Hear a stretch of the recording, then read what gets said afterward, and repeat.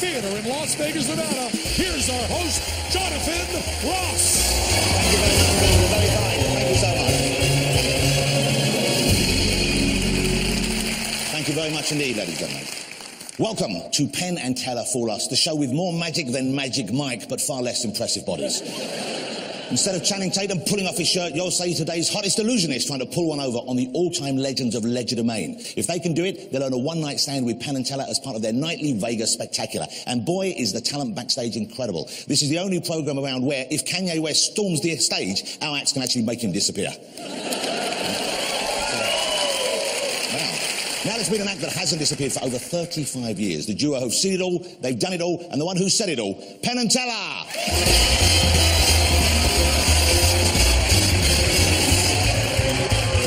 Fabulous to see you, Penn, as always, great to have you. Penn and Teller, ladies and gentlemen. Gentlemen, if you'd like to take your chairs, the show can get started. Penn and Teller, ladies and gentlemen.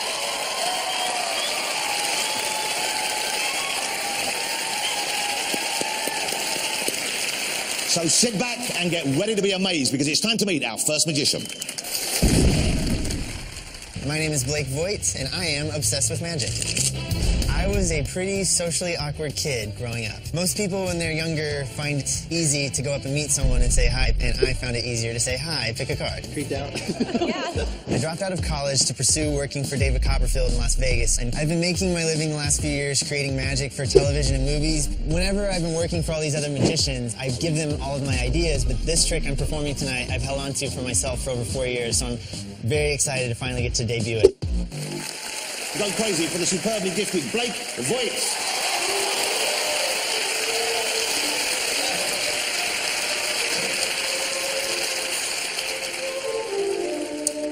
The linking rings.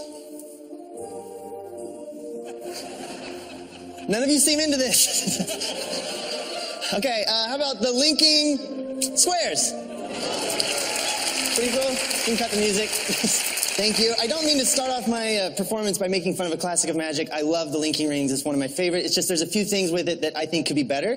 And so I would like to show you guys my version of the linking rings. But instead of using those props, I'd like to use a borrowed object from someone in the audience. So if you have a $1 bill on you, either in your wallet or in your purse, if you wouldn't mind pulling it out now, that would be great. Now, I'll let you know that I'm going to be destroying your dollar bill during this trick. So I don't want you to have to pay to see a magic trick. So I'm going to trade you my bill for yours. You, sir, do you mind if I borrow your bill? You got it. You got it. Okay, cool. Now I have to ask you, is there anything sentimental about this bill?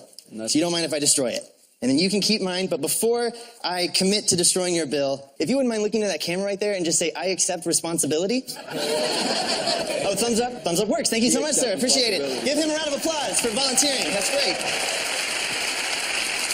Now, this is a smaller trick. It's kind of a close-up trick since I can't use the big rings. So if you, Penn and Teller, wouldn't mind joining me on stage, that would be awesome. Thank you. Penn, if you wouldn't mind sitting here. You want me in this chair? Yes, please. Okay. Teller, good to see you. Please sit here. Thank you so much. Now, since this is already a unique bill, this gentleman kindly volunteered, I'm going to make it a little bit more unique by asking you guys to sign the bill. Just like that. Penn, if you wouldn't mind signing there. Thank you. And Teller, if you wouldn't mind signing on that line. Thank you so much. Now, this bill, you could argue that now is worth more than $1 with your guys' autographs on there. At least a buckle one. So I'm going to take this a step further now, and actually, if you thought like writing on money was illegal, I'm going to take this to the hardcore level of tearing it. This trick is intense so far, right? So I'm going to tear it right down the middle, just like this. Now, Teller, if you wouldn't mind holding on to this half for me, I'm going to have you do a few things with that half in just a moment. But first, I'm going to ask you to fold it in half. If you could go ahead and do that, that would be great.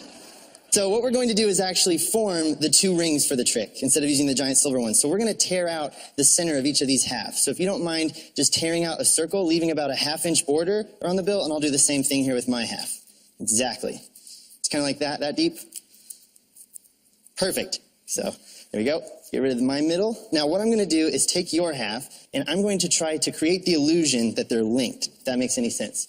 So it's going to use origami and kind of misdirection and a little bit of an optical illusion. So if I hold them just straight like this, you'll see that they start to look like they're linked. But that's just an optical illusion. The origami in magic starts to look a lot better whenever you open one of the bills, and then whenever you open the other one, they really look like they're linked. Pretty cool. Now, Thank you, thank you. Now, obviously, this is just an optical illusion. You know they're not actually linked, so Teller, if you mind just holding up one finger for me. Just like that, the longer you stare at the illusion, the more you start to realize that they are not actually linked. Thank you. Thank you. So I'm going to try to do this one more way, but make this different than anything you've seen before. But in order to do that, I'm going to hand you the bills in a moment. But because of the legal issues with this trick and destroying money on television, Teller, I'm actually going to need you to accept responsibility for these. So, Penn, if you don't mind saying to the camera, Teller accepts responsibility. Teller accepts responsibility for all federal crimes done within the next 2 hours. Anywhere in the USA.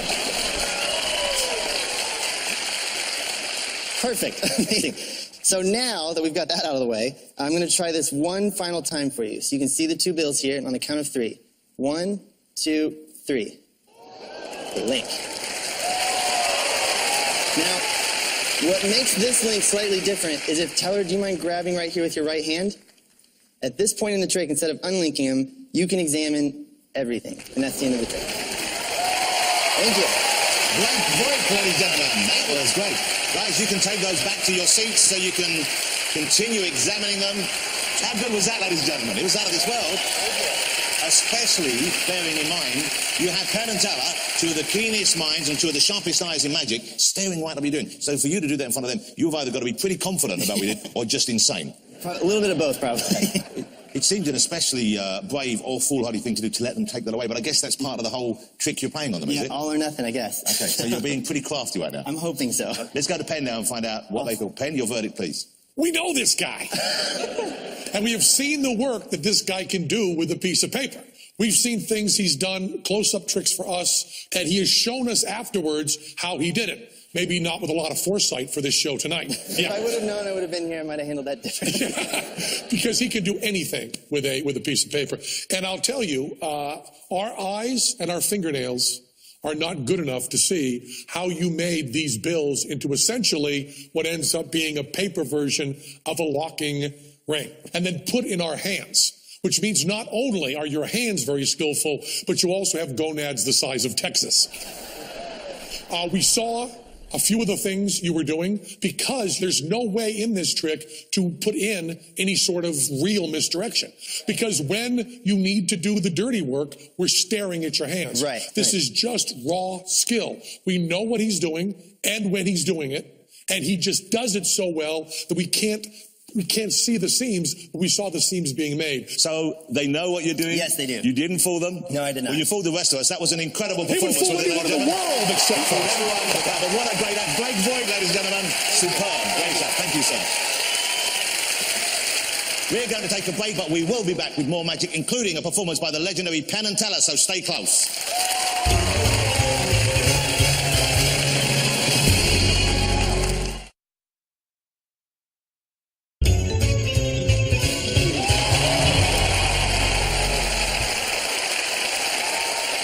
Welcome back to Fool Us. Now, we like to think that it's a show that not only entertains, but makes you think. You can relax, however. You don't have to do too much thinking because Penn and Teller do all the heavy lifting for us. While they limber up, let's meet our next contender. I'm Joshua J., and I'm from Ohio. When you're as crazy about magic as I am, you see everything through the lens of magic. Everything that I do, everything that I read, everything that I watch is fodder for magic tricks. The thing I love about magic is the same thing that I love about movies. So many different ways to tell a story. Alfred Hitchcock, Stephen King, many others. These people are great storytellers, and they would make great magicians. I like to try and transport the audience. I want to take them into my story and then give them this magical payoff. I feel like magic is like a game of chess between the magician and the audience. And the end game is pure entertainment, pure astonishment. To see something incredible, that's what you go for. Now, one of the all-time magic greats, Mr. Lance Burton, said of this next performer, this kid is going places. Well, we're thrilled our stage is one of those places with a randomly selected member of our audience to help him. Will you please welcome Joshua J. Thank you. Thank you. It's an honor to be performing here for Penn and Teller and for all of you. And it's a challenge, right? To try and fool these guys, Penn and Teller. But not as challenging as the last show I did. I was trying to fool a 7-year-old girl. You see, this girl came up to me, she wanted to see a trick, and I realized she was blind. And I thought, that's a really powerful moment, and it is a challenge. Because magic is visual, it's for the eyes. If I were going to fool her, I'd have to fool her mind. So I'm going to show you what I showed her with your help. Now, I can't have you pick a card if you couldn't see because you wouldn't know which card you picked. Even if I could get your hand to the deck and have you pick a card out, you wouldn't know which one you were looking at. So I've got a better way. Hold out your hand and put your other hand on top. 52 possibilities between your hands. I want you to do it like this. First, think of the number. Do you have a number? Yep. And now I want you to think of the suit. Okay. Now you have a card, a number, and a suit. And this is perfect because he knows the card in his head, but of course Penn and Teller don't know it, and none of you know it. And you all need to know the card. Now, if you whispered the card, you'd accuse me of listening. So I've got a perfect way for Todd to code the card to all of you, and you will know the card, but I won't. Here's how it works. I'll blindfold myself, and I'll turn away. And when I do, what I'd like you to do, Todd, is I want you to deal the value of your card in a face-down pile. So we'll get a close-up in a second on Todd's hands. And if you thought of 3, you'll go 1, 2, 3, one by one, and put the deck on top when you're done. Deal as quietly as you can so you don't think I'm listening. I will turn away. The audience will tell me when you're done. Go ahead and go. Deal that value of your card in a face-down pile. And when you're done, put the deck on top. It's done?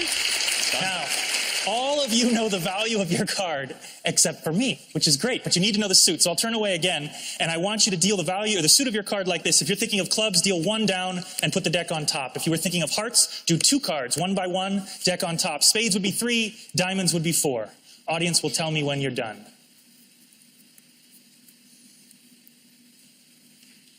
Oh. Applause for dealing. I like this crowd. Okay. Now, the question is, how can I find this card? Because it's the perfect situation, right? Todd thought of a card. He never had to take it out of the deck, never had to show it around, never had to mention it. But now, how can I find a card for somebody's mind? And I'll tell you how. I'm going to go by feel. I'm going to try and feel for that card. Go by a feeling that I get. Todd, you didn't leave, did you? No, I'm still here. That's good. I'm going to go, ooh. I'm getting a feeling on this card. Todd, did you by any chance pick the 4 of diamonds? That I did.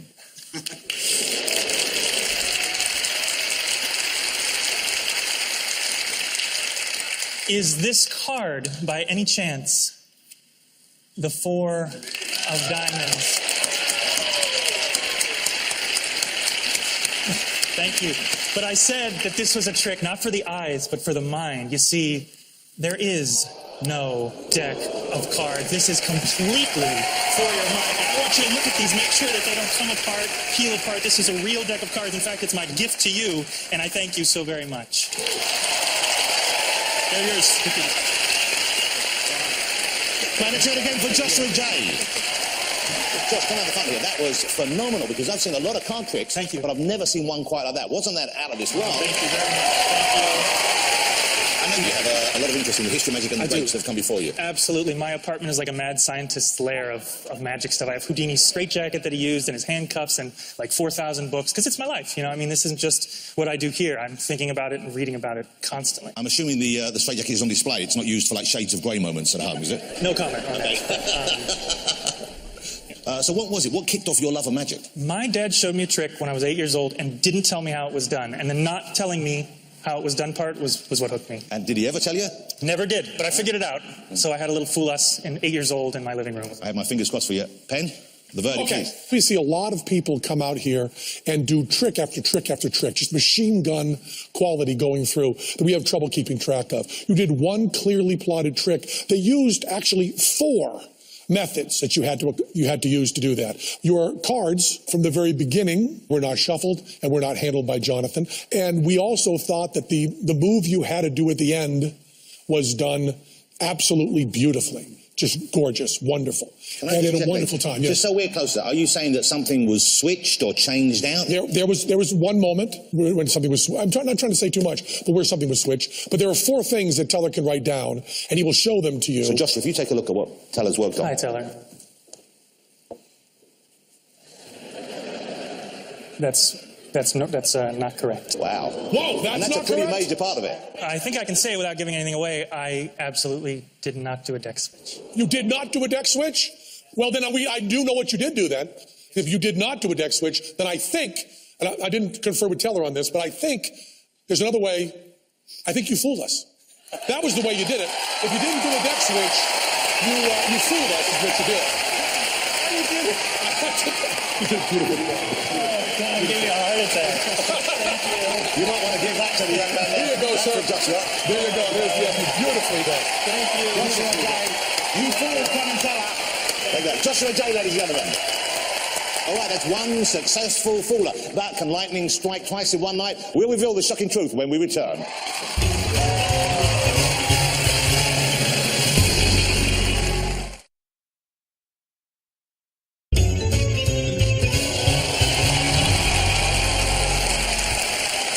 Welcome back to Fool Us, where magicians compete to win an all-expenses-paid trip to perform with Penn and Teller. That said, it's time to meet our next contender. My name is Levent. I do comedy magic. My area of interest is magic within vaudeville. We're right now at David Copperfield's Museum and Library of the Conjuring Arts. Let's take a look at what some of this stuff does.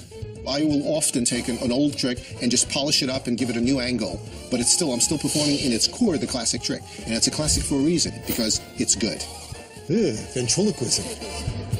This stuff's creepy. A modern magician learns from what magicians did in the past. So how you pay it back is you teach the magicians of the future how to do tricks. So in other words, you pay the past back by paying it forward.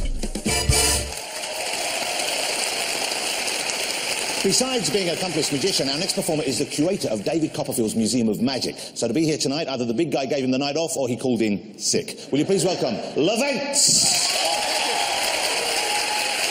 Thank you. Thank you very much, folks. Thank you. So scarf music, please. Here we go. 1, 2, 3 scarves go here on a chair that says the word knot. 1, 2, 3 scarves remain at my fingertips. Now I'm going to tie the corners of these 2 scarves together into a knot. Speaking of the word knot, if you look on the chair, it says the word knot, but it doesn't say the word knot. If you look on the other chair, it says the word knot, but it doesn't say the word knot. So the most important thing to remember is that you may not place the knots where it says knot. You may only place knots where it says the word knot. So watch. 3 handkerchiefs, 2 knots go gently onto the chair like that. Now to confuse your brain cells, I remove the letter K from the word knot, and I simply place the letter K over to the word knot. Suddenly on the chair, it no longer says the word knot, it says the word knot, which means the knots are not there. You got it or not? You get it? Watch the chair. Look, each handkerchief, one at a time. 1, 2, 3 handkerchiefs. No knot. Thank you. You may applaud at will. Thank you very much. Thank you. Come here, Jonathan. Come here for a second. Jonathan, watch this. Can you step on the stage right here? 3 handkerchiefs, 2 knots. 3 handkerchiefs, 2 knots. I'm going to place them right down there. I'm going to remove the letter K. The word has changed. The knots are gone. Please give me each handkerchief one at a time. Thank you very much, John. Good job, well done. Thank you. Look, folks, I'll do this one more time, but I want to remind you, this trick only works in the English-speaking world. For instance, if this was Norway, this wouldn't be the word knot. In Norwegian, it would be the word knut. Knut, which is a sport which involves a piece of rope, a reindeer, a lit candle, and a bottle of whale oil. And it's illegal in most countries. So the trick is 1 knot. 1 knot, because the word knot is singular, it's not plural, and I don't want to get any angry grammarians coming after me. So watch. All the magic is done with the letter K. Now, how many people expected to see a 1K run? I'm not sure, but look. Boom, it goes right there. Let's see the handkerchiefs. No knot. No knot. The 1 knot has disappeared from this group of handkerchiefs, and I grab this corner here and this corner, and the handkerchiefs on the chair have tied themselves as if by magic. Thank you. Thank you. I'm going to get rid of half of the handkerchiefs, and I have here remaining in my fingers, we have here the blue handkerchief, the white handkerchief, and the red handkerchief. I'm going to show you each one of these handkerchiefs to be truly empty and without guile. Jonathan, please help me for just one moment. I'm going to pull the handkerchiefs through your hand, make sure there's no knots. See that? No knot. No knot. The next handkerchief, white handkerchief, pull it through your hand, no knot. And finally, the blue handkerchief, pull it through your hand, no knot. And the most difficult thing in this entire trick is hiding the bottle of wine while handling all the handkerchiefs just like that. How's it done? Got a bunny rabbit that does all the hard work. Let's give him a round of applause. Thank you very much, folks. Thank you. Thank you. Thank you. Levent, ladies and gentlemen. Thanks, thank you. Very funny finish as well. That was incredible. That was as close to real magic as I think I've ever sat. Well, thank you. I appreciate it. It was really remarkable. It's one of the great classic tricks of magic from vaudeville, many versions of it, and this happens to be my little version of it. I study all different kinds of magic tricks, and I try to bring back old tricks, because just because something is old doesn't mean that it's bad. Sometimes in the arts, something is old and it's good. We call it a classic. Yeah. And I consider this trick a classic. Let's see if the guys are getting close. Penn? You know, you do the classic stuff, but I don't think that gives you enough credit, because you talked about that being vaudeville stuff. That is the Sympathetic Silks, and it is a classic of magic and one that we're aware of and we study. But You always add stuff to it. I don't mean just the comedy. There's also little wrinkles that made this a brain buster in a few places. I think that there is a lot of sleight of hand in here, and then the wonderful thing in there, and we love when you do this. The best thing you can do in magic is to use multiple methods to accomplish the same thing, and there is something mechanical in there. I don't want to say any more than that, but it's not all sleight of hand. So some of it's real clean sleight of hand, some of it's mechanical. You put those two together, you really, really do blow minds, which you did. We happened to see a couple of the loads that we knew were going to be coming in because we knew we were coming. Because that's the bad part of doing classic magic, is we know the rhythms and know where we're going. We just loved it, but I do think we have a pretty good idea how you did it, as much as we loved it. Well, I appreciate it. Thank you very much. Thank you. I think the sign that, and you're happy, then you're convinced that they do know, they've busted you, that you didn't fool them. I mean, I'm using sleight of hand. There's no way, you can't get away from that. I'm using sleight of hand. And it's beautiful. But I think you're not just a sleight of hand artist, you're probably the best, I think, because that was, the thing about a true professional is they make it look so easy you can't believe anything's going on. And that was faultless, wasn't it, ladies and gentlemen? Just remarkable and beautiful to watch. Levent, ladies and gentlemen, the fabulous Levent. Thank you. For my next trick, I'm about to show you a few 30-second images. You tell me what products I want to make you buy when we come back.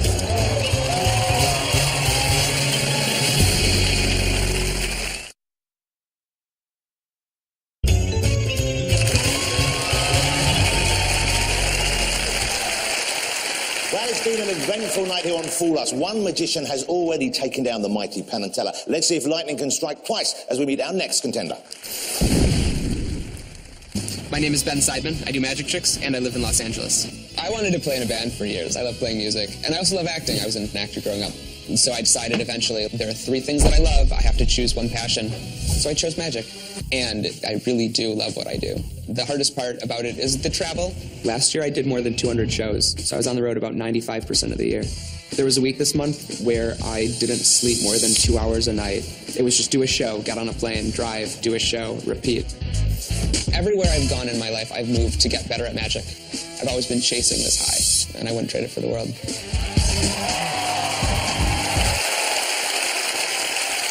I've got some good news for you guys. I'm going to bring out an artiste from the world of burlesque for you. The bad news is it's a guy and he left his feathers at home. Here he is, dressed in a shirt and jacket as nature intended. It's Ben Seidman. Thank you. I feel the same way about you. It's nice to be in Las Vegas filming a TV show. Proof that what happens in Vegas gets broadcast nationally, apparently. Penn, I've got one playing card. Name a card, Penn. Anyone. 4 of hearts. It would have fooled you, but I'll move on as planned. I used to live here. I lived in Vegas for like 5 years, and this actually happened to me. I was walking downtown, and I see a guy. He has a manila envelope, and he's jingling it, asking people for change. And I walked by him. I was just kind of in a hurry. And he yelled at me. He actually yelled. He was like, "Hey, aren't you going to give me any money? What, are you not a good Christian?" No, I'm not. I'm Jewish. And I'm not even good at that. I mean, I was raised Jewish, but I don't really practice, so I'm Jewish, but I don't practice, which means that my mom still nags me, but when I pray that she'll stop, nothing happens. That was a thinking joke. Thanks for coming along with me. But it's true. Jews are the worst Christians. Except for one. One became the best. It's not me, though. That's Jesus. I'm Ben Seidman. Different people altogether. Yeah. Maybe, just maybe you're applauding because you think I am Jesus. And maybe I am. How would you know? What if Jesus came back, but no one believed him? So he went on TV and tried to fool Penn and Teller? But he wasn't successful? Penn was like, yeah, that's food coloring and water, not wine. And Teller was like, that would be disappointing for religious people and for atheists. But for very different reasons. Anyway, I see this guy, he yells at me, and I wanted to get mad, but in that moment, our eyes met, and we had this real human moment. And I just started to feel bad for him. He was clearly a nice guy, he was down on his luck. And I reached in my pocket, I took my wallet out. I gave him the only bill that I had, which was a $100 bill, because I felt bad for him. And he hugged me, he was so overjoyed. And I walked away, I thought, what a nice guy. I completely misjudged him. How long was I talking to him? And I looked down at my watch, and my watch was gone. I don't know how, but this guy must have somehow managed to pull my watch off without me even feeling him do it. So he took my watch. Not only did he take my watch, I also distinctly remember putting my ring on that day. When I looked down at my finger, my ring was gone. So I'm thinking he took my watch, and he also somehow managed to take my ring.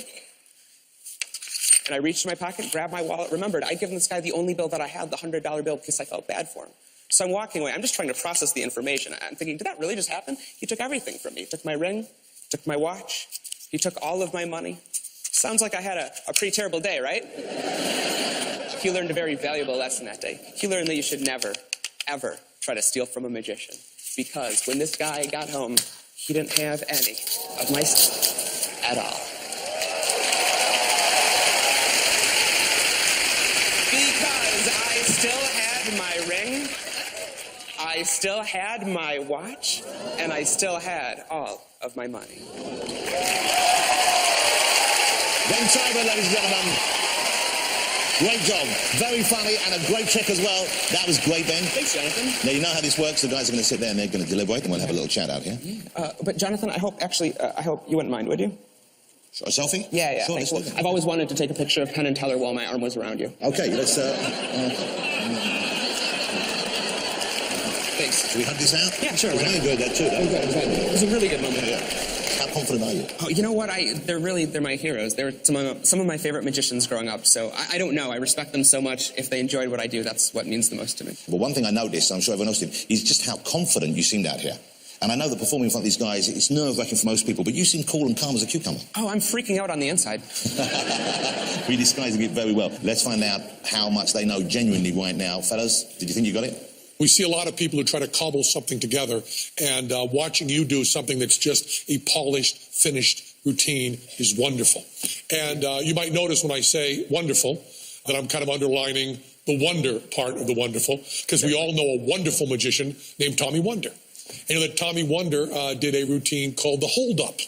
I much prefer your version to Tommy Wonder's version, because Tommy Wonder did not have the... his style of comedy was not as close to my heart as yours is. But I think that's a wonderful routine you're going to want to do forever. Don't really want to tear it apart. Awesome. Well, thank you so much, guys. It's wonderful. It's been a pleasure. Awesome. So let me check, Brayden. I want to check. As Penn elaborated, you're fairly confident now he knows what was going on. Yeah, I think so. Okay. Can I just check? You're not actually Jesus, though, are you? Wow. Ladies and gentlemen, let's call him by his current name, the fabulous Ben Sideman. Great job. Thank you, Ben. Fabulous. Ben Sideman. Okay, it's time to catch our breath, but when we come back, we may be left breathless after a trick from our very own Penn and Teller, so don't go away, ladies and gentlemen.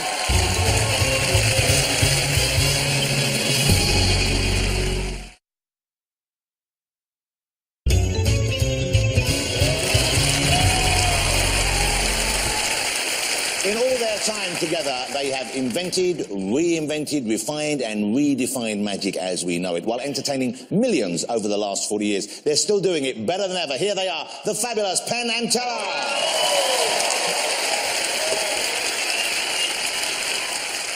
There's a kind of magic called gospel magic. And gospel magicians use magic tricks to proselytize. Now, in 1948, there was a country western hit by Tex Ritter called The Soldier's Deck of Cards. And the story of that song is that a soldier is caught in church with a deck of cards, and his commanding officer says to be court-martialed for having gambling apparatus in church. So we're going to do an answer song to A Soldier's Deck of Cards, giving us an opportunity to proselytize a little bit. You all set? A while ago, Joe and I were sitting in the front row of a lecture by the theoretical physicist Lawrence Krauss.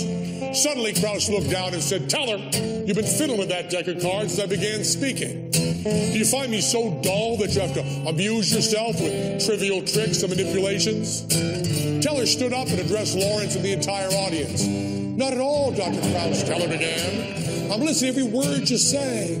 I don't carry a pad of paper or a cell phone, but as a magician, I always have my deck of cards with me. I use that deck and my knowledge of magic to take notes. Please allow me to recap what you've covered so far," and Teller fanned the cards out. "You know, Lawrence, you're a very well-known atheist. As I look over the faces of the cards, I notice there's no God among them. The universe of my deck, like the universe of your speech, contains kings, queens, millions of number combinations, and, well, even a couple of jokers, but no God to be found. Teller motioned the professor, and Lawrence Krauss, he stood up right there in the audience. Teller explained that he would riffle down the deck, and the professor should yell, "Stop!" to select a random particle from the universe of Teller's deck. Well, Teller riffled, professor yelled. Teller showed the card to the professor and to the entire audience. It was a 3 of clubs, and we all promised ourselves we'd remember it. Teller returned the card to the deck and handed the deck to Lawrence to shuffle. Teller took the fully shuffled cards back to the professor and took a quick look at the random order of the faces. You know, every random order contains some intrinsic qualities. The 4 aces always remind me of the 4 fundamental interactions in nature. The ace of diamonds, that reminds me of electromagnetism. And electromagnetism is the force responsible for practically all the phenomena encountered in daily life. Ordinary matter takes its form as a result of molecular forces between individual molecules. The ace of diamonds, electromagnetism, that holds our world together.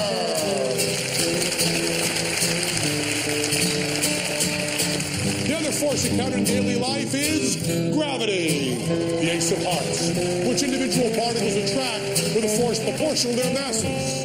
And that leaves the strong interaction, the weak interaction. Well, the strong force, to me, that's the ace of spades, and that binds protons and neutrons together and the nucleus of the atom. And that leaves the good old weak force, the ace of clubs, which is responsible for radioactive decay of the nuclei and hydrogen fusion of the stars.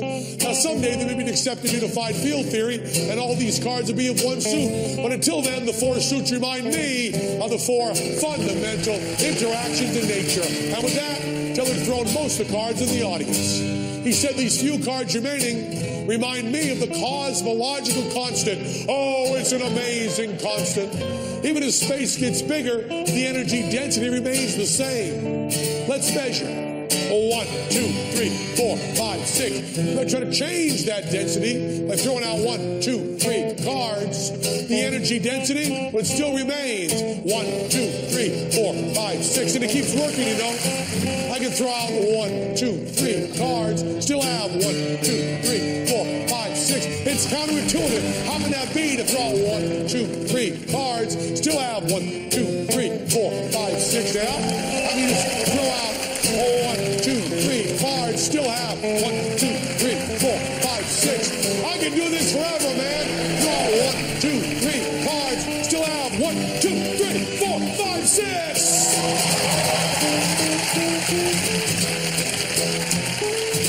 Now, to do the trick with cards, I need sleight of hand. But the cosmological constant is really the way energy density of the universe works. And more amazing than any fiction or magic trick until he reached his pocket. He pulled out a balloon. He began blowing it up as he explained. This brings us to the forefront of science, the Higgs boson.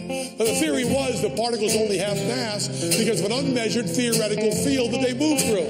This may seem like an invisible god, but the difference is it can be tested. The Large Hadron Collider tested it, and it sure looked like the predicted Higgs lasted for a billionth of a billionth of a second before going boom and leaving behind the telltale signature of our freely selected 3 of clubs, which lasted just long as we measured before vanishing. Teller took a breath. He said, "Let my hands represent quantum nothingness." Professor Lawrence Krauss looked, and he said, "Teller, please, just sit down and shut up."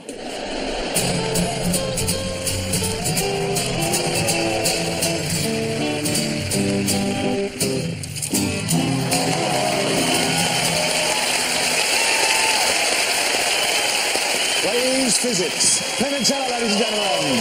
Fantastic. Penn and Teller, that's all the magic we have for you tonight. Join us again because we'll have more amazing tricks and, of course, more Penn and Teller. Good night from Las Vegas.